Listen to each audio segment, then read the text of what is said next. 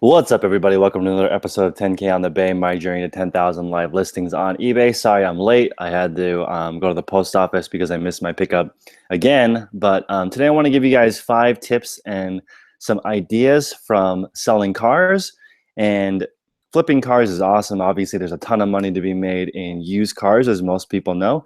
And I want to show you guys some ideas on how you can do it the right way so you don't come across as sleazy, or you know how they always say, don't trust a used car salesman. Well, I'll show you guys how to do it as legitimately as possible. I think selling cars is one of the hugest value things ever because you are basically delivering somebody a mode of transportation or their dream come true or whatever it may be as far as the car. So I'm going to jump into my first thing for negotiation.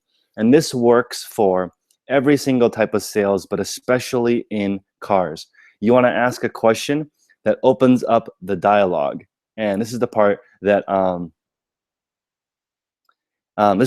think is one of the most valuable things that you can do, which is I like to ask, why are you selling the car, right? Or what brings you into Oakland today? So for example, let's say I'm selling a car and I'm in Oakland and I put up an ad for a 2010 Prius or something, and somebody contacts me. I'm going to ask, what brings you to Oakland? Why are you in Oakland? And they'll tell me things like, I work in Oakland, I live in Oakland, and all of these are clues to help me close the deal, because I want to know, are they using this as a commuter car? Are they giving it to their kid? What is their reason for buying a car? And then, so these questions to open up a dialogue are very interesting. You know, earlier I was watching a channel from Rally Roots, and they're doing a trunk sale. So they walk up to this guy and they ask, where did you get these?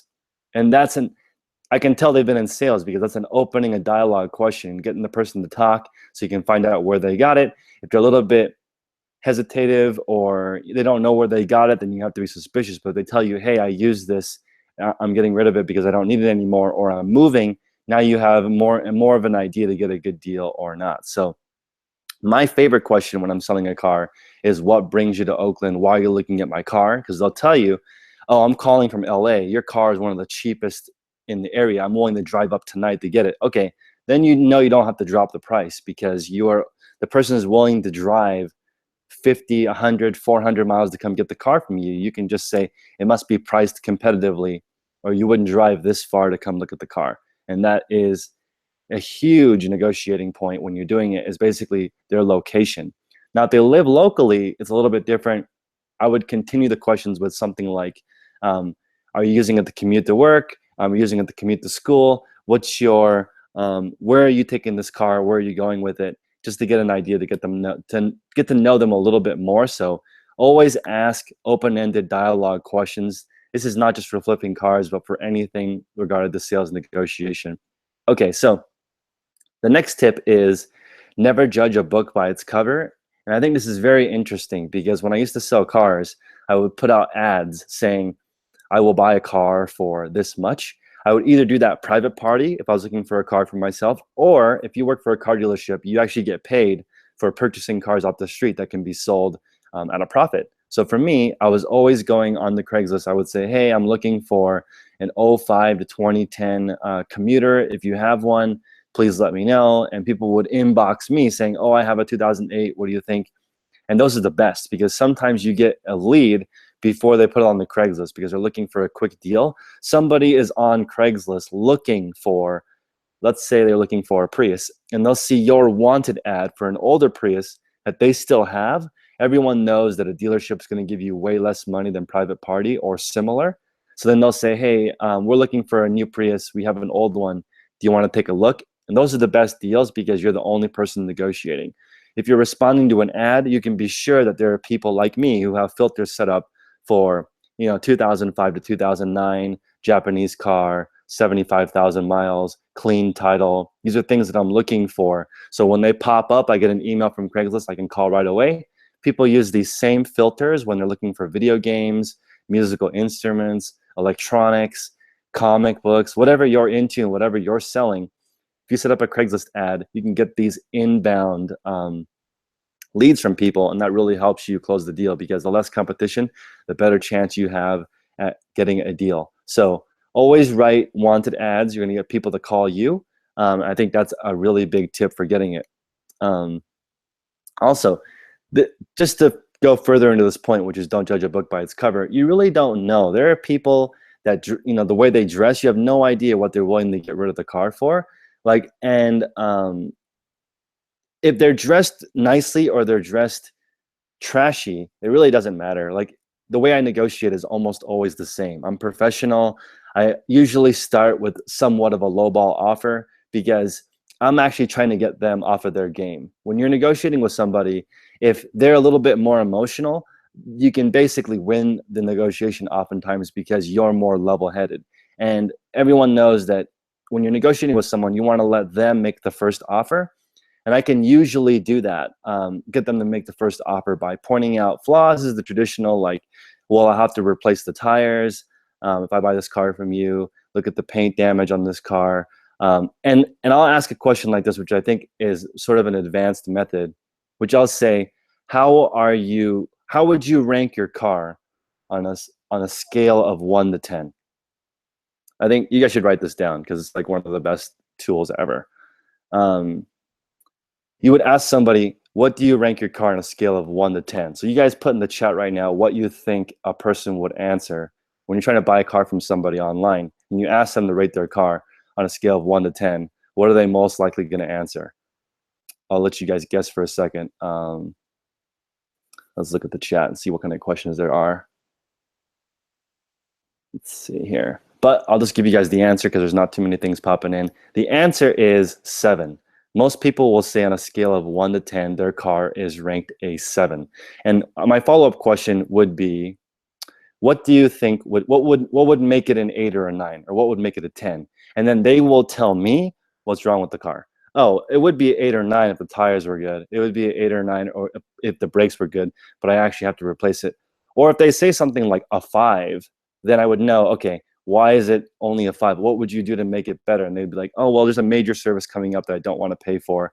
And this way you can flush out all the objections beforehand without asking any questions. They literally tell you what's going on. And I think that's super important because, the best way to negotiate is to have them present the objections to you so that you can use them to get a better deal. And you can say, okay, well, this car is normally worth 6, but we know that the major 90,000 mile service is coming up, and that's going to be $1,100. So I know you want this amount. How about this amount because of the service records? And if I'm looking for a quick flip, I usually do not do the service. So I'm purchasing it at a discount, and then I'm passing it off at a discount again to the next person by saying, hey, this car needs a service. So I know where you can get the service done. This is where I'm adding value to the customer. I did the research for you. If you want to get this major service done, these are the 3 places. This is how much it's going to cost. This is the market value. I'm going to sell it to you for $500 less than market value. Everything else on the car works. I tested it. And that's the best way to really get it going. Also, if you're going to be buying cars, this is not in my tips, but I definitely recommend you drive the car onto the freeway. As much experience as I have had, I have made that mistake before. I've driven the car only locally and it was perfectly fine. Got back home, wrote the check or gave them the cash, got home. Maybe I was driving 15 or 20 miles back to my house. By the time I got back to my house, the car was overheating, and you don't notice that unless you basically go onto the freeway. So I would definitely drive the car, let it run 10, 20 minutes before you shell out a larger amount of money. I really haven't had a lot of issue with Japanese cars, but I've had a lot of challenges selling American cars. Chrysler, Dodge, Ford, all those cars are really scary when you're purchasing pre-owned. I would recommend, if you're a beginner, do not start there because all kinds of stuff goes wrong. I remember I've owned 2 Audis. Both of them, I basically broke even because of the amount of money I had to spend to get them to the point where it was like I could have a clear conscience and sell them. And you're getting these cars so cheap. Like I bought a 2004 Audi A4, perfect condition, 100,000 miles. I paid $1,500 for it, right? So I'm looking at the market value is saying it's worth 7,000 to 8,000 in perfect condition. The one that I bought is in perfect cosmetic condition, but I was like, okay, they look nice, they're beautiful cars, but there's definitely something wrong with it, especially if I'm only buying it for $1,500. I asked the guy, he said, well, It leaks oil. There's all kinds of issues with it. And I'm like, how bad can it really be? I drove it around the block. It was fine. Drove it on the freeway. It was fine. So it was decent. And then I bought it, and then I drove it for a week while I was listing it. And during that time, because I wanted to make sure that it was okay for a car of that age, I basically put another $2,000 in the repairs just to get it decent enough to sell to somebody, because I was worried about the oil leak. So ended up selling that car for around $3,500 and broke even. So don't do that. If you're just a beginner, definitely pick a Japanese car. It's safer and it's easier to flip, and the maintenance levels are much, much, much lower. Okay, here's my fourth tip, and I think this is a great one. It's the question, where are you in the buying process, or where are you in the selling process? So somebody's launching a Toyota Tacoma, let's say a truck, and I say, hey, did you just put it onto the market? Are you towards the end? And if they say, oh yeah, we've had it on Craigslist for 3 weeks, then I know I have some leverage. But if it's just brand new, they just barely put it up, they're going to be less likely to entertain a lowball offer. So you want to tread carefully if they just put up the item, because chances are, if they put the car up for a good deal and you lowball them, they probably already received an offer saying, I'll take it, I'll pick it up later today. So if you're there lowballing them in person, just because you're the first person, it's going to look really bad on you, and it's going to kill the deal. And most of the good deals that I have had have been within 1 hour of the person posting the car. So I definitely don't want you guys to think that you can just lowball because right when they are in the beginning of the the selling or buying process, because it doesn't work that way. You're going to get the best lowballs at the end or right at the beginning before they start getting offers. So tread carefully. Sometimes deals are not too good to be true if they just barely put it up. And this goes back to my second point of don't judge a book by its cover. Some people need to get rid of their car quick, and they're not interested in getting the maximum resale value. They're interested in a quick sale that's cash. So that being said, don't judge a book by its cover. You don't know why people are selling. Always ask, why are you selling your car? Another bonus tip is I like to ask, how do you normally sell a car? Or how do you normally buy a car? If somebody says, I normally trade in my cars, they're going to be less comfortable dealing with the private party sales. So you need to be careful, explain to them how the paperwork goes, do your research on your DMV website for what documents you need. Most likely, you're just going to need a VIN verification form, making sure that it's the right car. And you're also going to need a transfer of title form, and then a bill of sale, and then whatever else your DMV in your state requires for a car deal. So make sure you can explain that to somebody if they've never sold a car before. You don't want to let them feel scared or weary about it, because they're just going to blow the deal. They're going to go get their new car and trade it into the dealer for way less than you could have purchased it for. And dealerships make a killing on used cars. That's where all their profits come from. So just make sure you know private party is the way to do it. Okay, here's the fifth one. And I think that this is the same for eBay. Condition is the most important part when you are selling a car. More than the mileage, more than anything, the literal physical condition of the car. So if you were to get a car that you buy on Craigslist and just drive it through a car wash and then vacuum the inside of it, you've already increased the value like $700, because the condition is everything. So you want to present the car as well as you can without lying. Because if you fail to disclose something on a car deal, it can basically reverse. They can return it, and you don't want to deal with that on Craigslist, or you don't want to sell somebody a lemon because they have your phone number, they know who you are, and if you purchased the car, registered it, and now you're selling it, which is the way I used to do. I do a lot of my cars that way now. Will buy a car that's undervalued, drive it for a couple of months, register it in my name, and then sell it. And that way I'm just sort of offsetting the depreciation on my different cars. And I think that just be careful when you are reselling a car. Make sure the condition is pristine before you take pictures to put on Craigslist or cars.com. Those are the main tips that I have when you're just getting started buying a car. Stick with Japanese. Ask a lot of questions when you're buying and selling to find out where people are in the buying process. Don't ask questions like what is your budget, because then you sound like a used car salesman. Because it doesn't matter like what someone's budget is. It really just matters what they're willing to pay for the car. That's one of the worst questions you can ask somebody, especially if you're trying not to be sleazy, because I just think that it's a waste of time. It puts you both on a bad negotiating foot. So let me answer a couple of questions and see what you guys are thinking. Okay. That Chicago guy says there are laws about how many cars you can flip. That's true. I think in California it's 9. I've never flipped more than 9 cars in 1 year. So really different in your state. Make sure you take a look. After a certain amount, you're going to have to get a dealer license. The majority of the cars I sold were between $3,000 and $15,000, and I'm looking for $500 to $2,000 profit in that range. It's worth it, and oftentimes I like to drive it in the interim. I also like having multiple cars because of that reason. You don't want to sell the car that you're actually driving. That's not a good idea. Let's see here. Somebody said 7.9. Do I look at the CARFAX? I do look at the CARFAX before I purchase any car. It's worth the money. I look at it at the very end. And if anything on the CARFAX does not match what they said, it kills the deal, because I don't like dealing with dishonest people. Let's see. The check engine light has been on for 2 years. Yeah, some people don't fix their cars at all. Like I sold the car to a lady that said to me, I wouldn't have bought this car if I knew I had to change the oil. And I didn't disclose that you have to change the oil because I assume that most people know when you buy a car you have to change the oil. So after that, I learned to tell people, like, when you buy a car, you have to service the car. You know this, right? And most people are like, yeah, I know that. I'm like, great, because literally you have to disclose everything, even that. People don't know that tires are going to wear out, brakes are going to wear out, because they assume everything is like their iPhone now, where you just buy it and you don't do anything to it until you get your new one. Do I resell the car on Craigslist? I do. Resell it right back on the same thing, like a day later, for more money. So I'm not worried about the person going back and checking it, because I'm usually upfront. Hey, I'm looking to purchase the car for a profit. It needs to make sense, and it'll be a quick cash deal.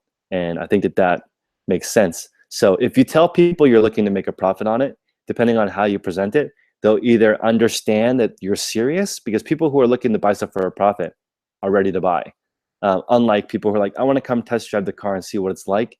That's tough, But if you're selling to another reseller, it's not weird, and it's not unusual to buy a car private party and sell it back to a dealership. That's my favorite, because a dealership will write you a check and they'll do the paperwork for you on site. That's my favorite way to sell a car, to a dealership. But of course, they pay not as much money as private party. You have to have a really big home run to do that. Can I rate the used clothing you're selling on a scale of 1 to 10? I don't do that because it's subjective. I would never rank a clothing on a scale of 1 to 10, because my version of a 5 might be a 2 to somebody else. I would never do that unless I want to get a lot of returns. Let's see here. We have lemon laws in California. I believe so. I don't know how lemon laws actually apply to used cars. I think here there's such thing as a you can sign a buyer's guide that says you're buying the car as is. That's not required. It's not required to do a buyer's guide when you do person-to-person private transaction. It's required for a dealership to disclose what kind of warranty is on the car. Lemon laws, I do not believe, apply to a used car. Pretty much every single used car deal is an as-is deal. But if you're doing person-to-person, don't quote me on that, but I'm almost 100% certain. Once they give you the money, you sign over the car, it's theirs, it's their problem. But again, realize that you should also collect a copy of their driver's license, and you should provide them with a copy of yours. I just like to have that all up front. In all the cars I've ever sold, I've only had 2 or 3 of the cars come back, and so not really worried about it. I don't mind accepting returns if it's legitimate. Let's see. Audi is over-engineered like most European cars. I would agree. Audi is a very interesting brand. They make beautiful, gorgeous cars, great sound systems, but the electronics in the cars are very wonky. A lot of them overheat, smoke. Yes, it's not my favorite car to work on when it's old.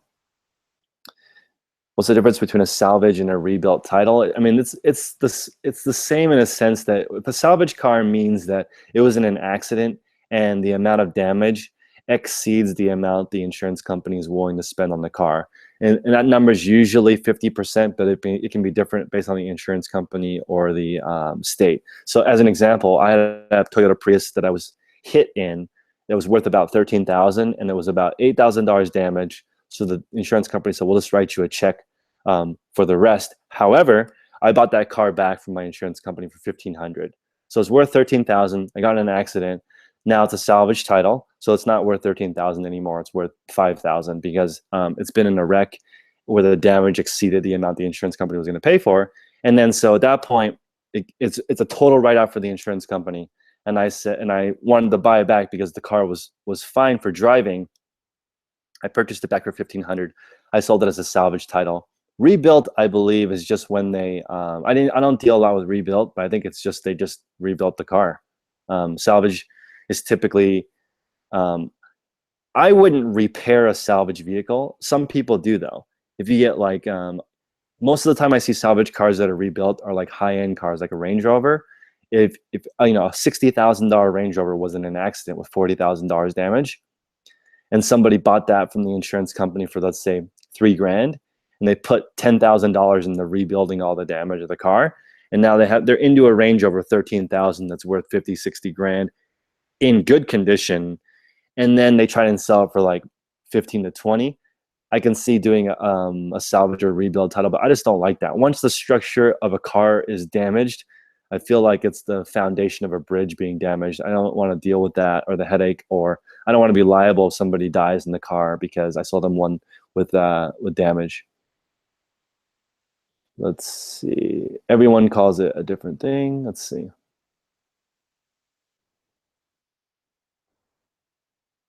I don't know if you guys saw this on my Instagram. I bought a Chrysler 300 for 800 bucks, and it was such a piece of garbage. I actually sold it for 500 bucks. That was one of the only cars I've lost money on. I bought it for 800. It wasn't even worth 1,000 bucks. It was such a piece of crap. I really do not. I really dislike reselling Chrysler. It's a really tough brand. They just don't. Once they hit 80 to 100,000 miles, they just don't do very well for me. They're just like engineered the last 80,000 miles. Let's see here. You get lots of hail damage cars. Yeah, that is interesting. When cars get destroyed because of hail, they're usually mechanically fine, but aesthetically destroyed. So I would be more comfortable reselling a hail damaged car than an accident vehicle. Let's see.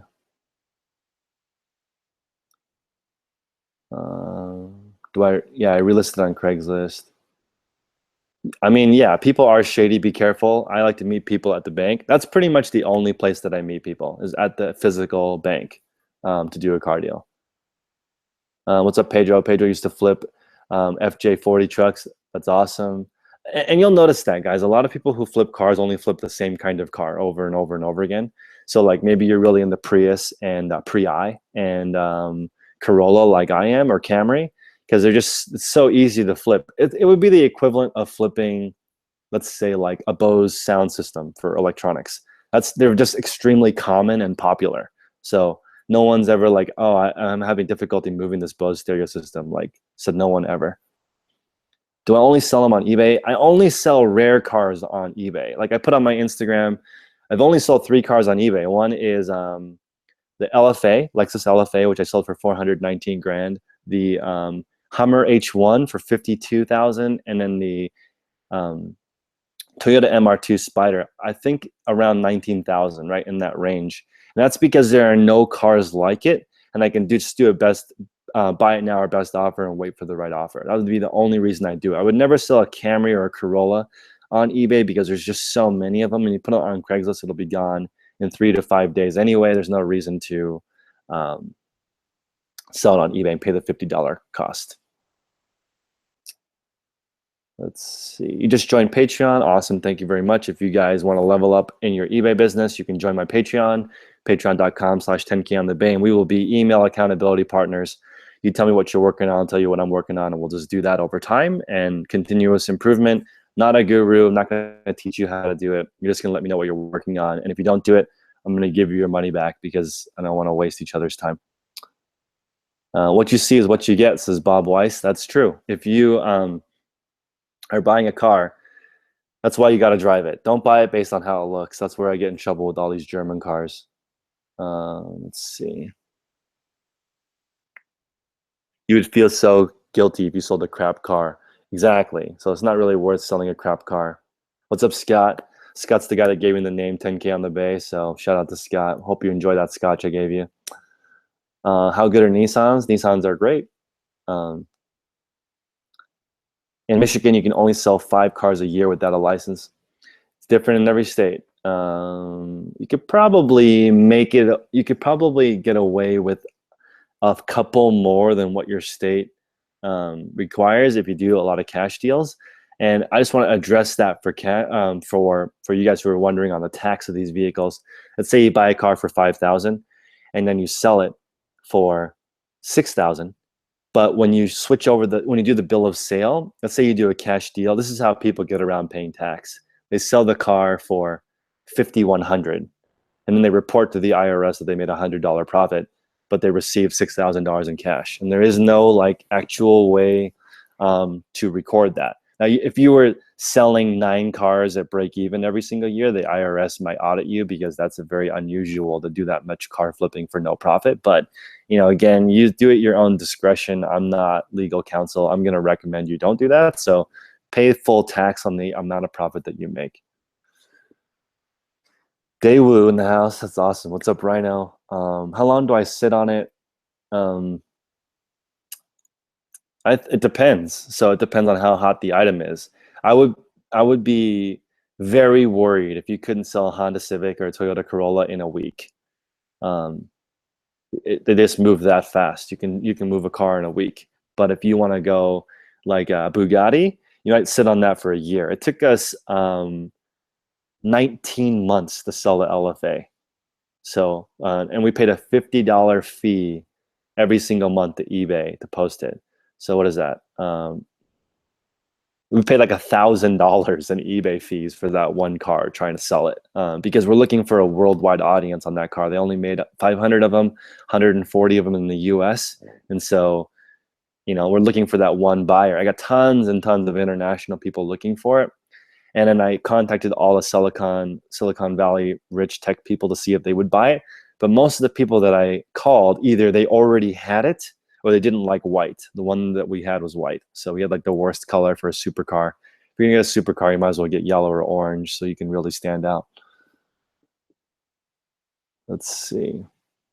You're still a bourbon fan? That's awesome. Let's see. How do I think people sell luxury cars? Luxury cars are easy to sell. What's up, Laura? Thrifty Boss Babe in the chat. If you guys want to go check out her channel, she has a really good chat on keywords and titles. And Laura is awesome, and she's local. Guys, you should get a local crew. That's a good way to level up your reseller game, especially if the people locally to you do not sell the same thing as you, in my opinion. Is there a website where you can get a Kelley Blue Book price fast? Even better, there's Craigslist. You can look at the exact market right now. Most importantly, you can look for what people are asking for the car. And that's going to change every couple of weeks. So make sure that you're really sensitive. And if you're just beginning, I wouldn't buy a car to sit on it for longer than 2 weeks. It's just a little bit too scary. Your dad flips motorcycles and does really well. That's awesome. Yeah, I would say motorcycles is easier than cars. For sure. I would only flip Harley Davidson, maybe like Honda Goldwing if you're just getting started, because those are, easier to flip than bullet bikes in my experience. I got this jacket in 1996 because my parents I went to game 2 of the NBA Finals. So with Michael Jordan in the flu game. So that was pretty brutal. That was like our only chance to get an NBA title with Stockton and Malone. But this is from '96. So we're in some. It's not quite vintage. It's only 21 years old. What's up, Cade? Yeah, get this FBA shipment done. Get it sent in.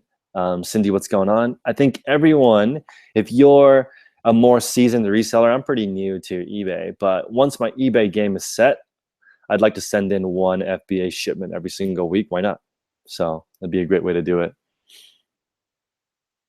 Also, a lot of the huge eBay sellers sell motorcycle parts. So if you guys know how to sell motorcycle stuff or you're into it, that's a great niche to be in.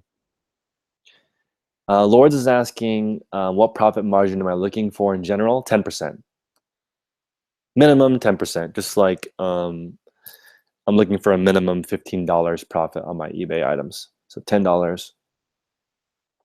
Stockton Malone, I know. I'm a little sad that Hot Rod Hundley died recently, but Stockton and Malone all day, every day. Stockton was such a dirty player.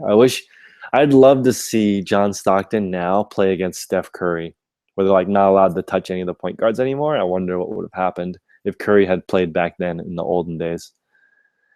What other questions do you guys have? Yeah, those days in the Jazz was, when I watched Brian Russell get, so here's the thing, Michael Jordan beat us and he had the flu. He had the stomach flu that day.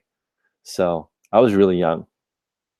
Can anyone go to car auctions? I actually don't know the answer to that. I'm going to say I think so. I think anybody can go, but I don't know. It's 10% on cars. Yeah. Tow yards have auctions. That's a great point, Stacy. Guys, tow yards have auctions, and they also have auctions for the stuff in the cars. So I kind of want to get into that game. So if anybody knows how to do that, please email me. If you've ever gone to a repo yard to source inventory? Some auctions are open to the public. Wow, that's awesome. All right, Thomas, I'm gonna have to check that out. Maybe I will go to a car auction. I'm trying everything for you guys to give you guys an idea of what you can do to resell and make money. I'll sell anything. Cars have a really high average selling price, right? When I worked for Lexus, the average selling price was 30 grand. So, if you sell stuff that's expensive, you're gonna make a larger commission.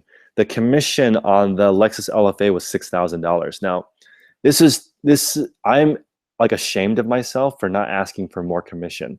That was the normal commission based on the percentage of profit was 6,000, but I should have asked for 20,000 because it's really hard to sell that car. Like it took me 19 months of messaging random people, and then somebody on eBay finally messaged me, and selling that car.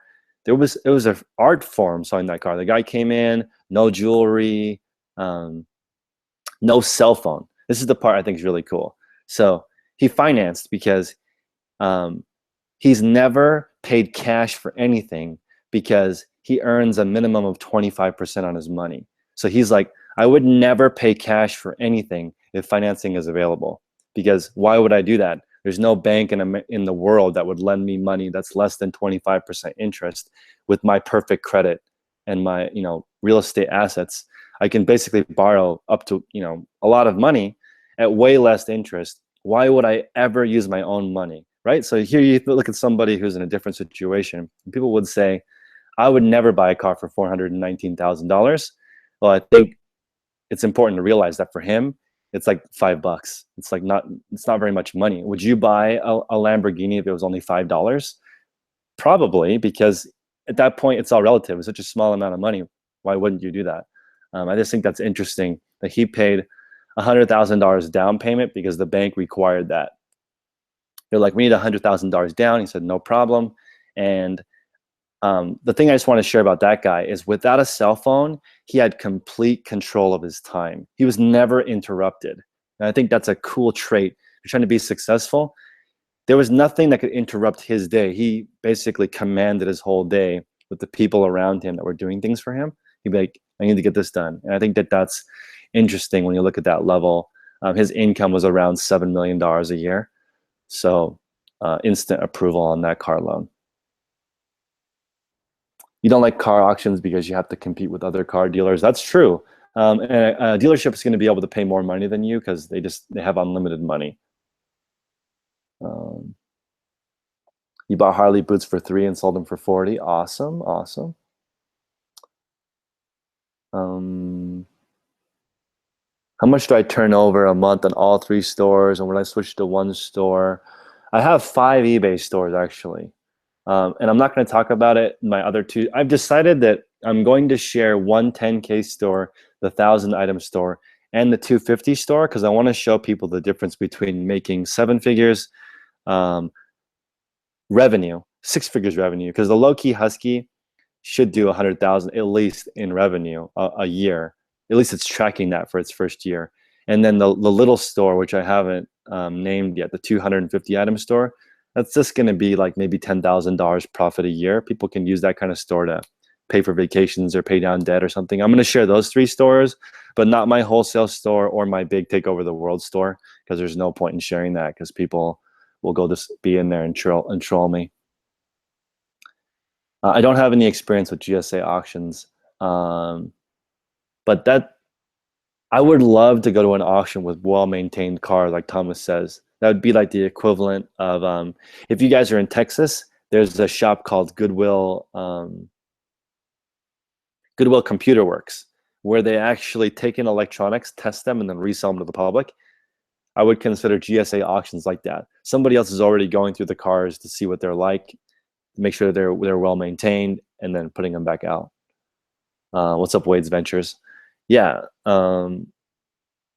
After my call last night, and I talked about it with my girlfriend. She was like, "No, you need to have one public 10,000 item store, because you're 10K on the Bay. Like, you're gonna get tired of verifying that you actually have 10K on the Bay. Just have one, and then do a different store separately." And then she's going to help me with my wholesale store, so it's great. I'll be publicly 11,250 on the Bay eventually. Can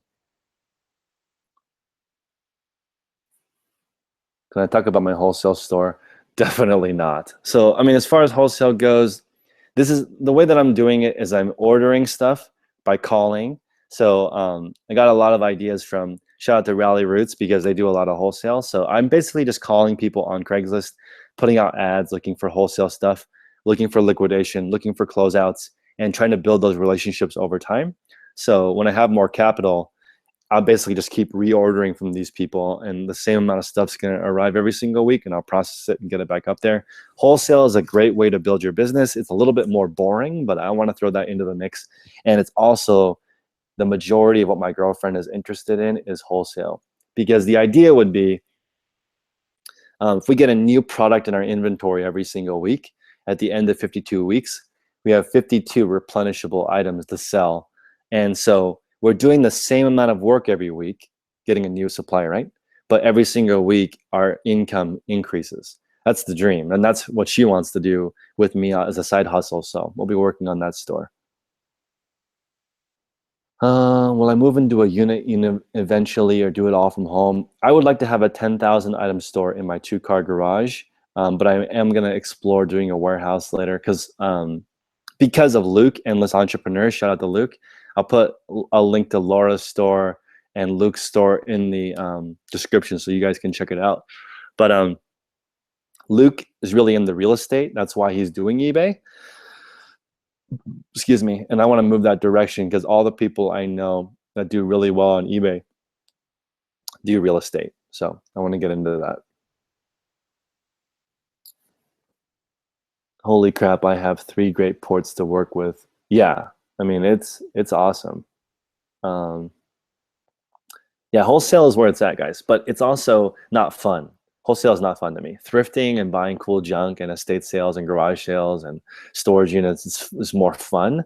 And like in the end, like my 10,000 item store makes multiple it will make multiple 6 figures a year. That's already more money than I need. I'm actually not that I don't need that much. I live a very minimalist lifestyle, so the rest will just make me more abundant. Wow, I'm getting some cool information from Ryan Roots. Mentioned him a lot in this video, but it is possible to do. This is interesting. A lot of people have been asking me how to make their listings private, because they don't want people peeping their store, creeping on them, or doing stuff.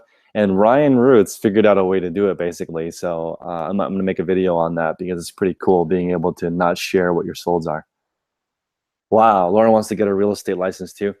I don't want to get my realtor license, but I want to buy real estate. I want to be a real estate investor. I don't want to sell houses necessarily.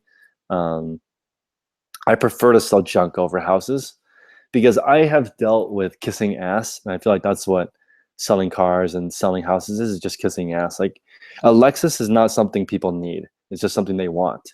So when I'm there, I'm basically just making people feel happy, and convincing them they need something that they don't need, but they also don't need the money. The average person that buys a Lexus is worth like 900 grand. So for them, an average $30,000 new or used car is nothing. It's not a significant amount of money for them. Exactly. Scott's talking about boring equals consistent income to allow time for the fun things. That's exactly the thing. And I'm showing you guys that you want to work on stuff that you do the same work each week and you make more money than the previous week. And thrifting doesn't do that. If you thrift, you make the same amount of money for the amount of items that you thrift every week. There's no momentum and there's no building. That's why I don't like the quick flip model, because if you quick flip, your inventory never grows to the point where it's large enough to make enough money to hire somebody. I've seen this in a lot of models, like on the people that I've met on YouTube and Instagram. They never get out of having one employee or two employees because they never make enough profit. If you can get to the point where you net $10,000 a month, now you're talking. Now you can hire somebody. Now you can explore some different options. So I'd almost recommend, which is what I'm doing for the most part, getting to $10,000 net and then hiring somebody. Before you're at $10,000 net, just do it yourself. The license plates. Oh, that's true. There's a lot of liability that comes with selling a lot of cars. I just say flip a couple cars for fun a year. Got the repair people. That's interesting. Laura wants to save money by doing her own deals and not paying the commission. That's a good idea. There's a channel called Mr. Money Mustache. Guys, you guys should check out that blog. Mr. Money Mustache, he and his wife retired at like age 32. They never need to work again, and their income grows every single month. So imagine this. Your current income, passive income, is larger than your bills, right? So you have sort of an infinite runway because your bonds and rental property income is above your bills. And then you're using the money that's above your bills to invest in the more stuff. So like at age 32, they retired. Like that's freaking amazing. And the wife, I don't know her name, of Mr. Money Mustache, Mrs. Money Mustache, has a realtor license for that exact reason. So she can help her friends flip their houses or whatever. And I think it's more for fun because she doesn't have to work. How much do you need to live off a month in my area? I would say you would need 90, you'd need to make 90 grand a year here to comfortably rent. You would need to make $350,000 a year here to comfortably own. If you didn't come from money, you didn't have any savings, you would need an income of $350,000 here to actually buy a place in a reasonable time frame. If you make less than $350,000, you're going to be a renter unless you unless your parents help you out or something. It's very, very, very challenging to buy a piece of property here unless you make $350,000 because the tax rate is so high. If you have a job, they tax 50% of your money when you're in this bracket. So it's very challenging to live here. If I moved to like Utah, where I'm from, probably making 90 grand, I could be pretty comfortable. If you guys are still in the chat and you hit the like button, that would be awesome. You quick flip, it's not scalable. I would agree, Cordell. I think that if you quick flip, you just never get to the point where your store is big enough to make $10,000 net. And if you hire people before you make $10,000 net, any bump in the road in sales is going to throw you off, and you're going to have to fire that person. And it's really tough. It's challenging.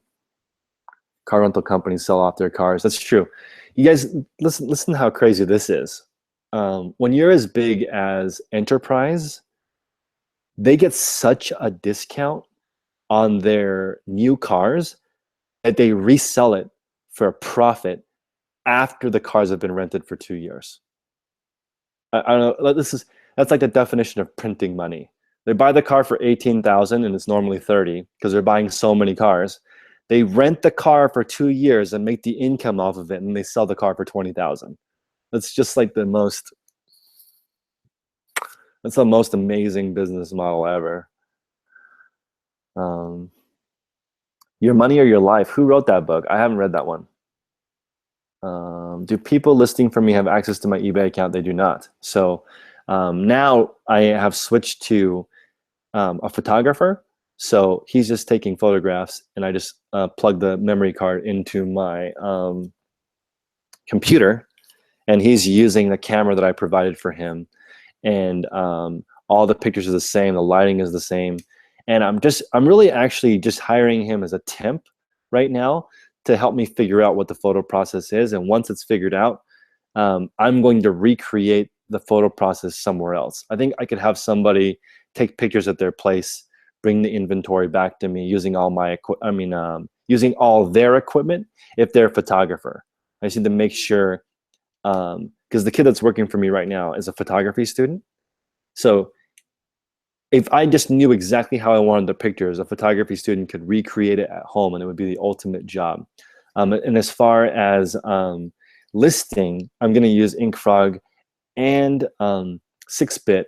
I'm downloading Parallels today so I can run Windows on my Mac, so I can run both of those. So I'm testing both of those models to see what's going on.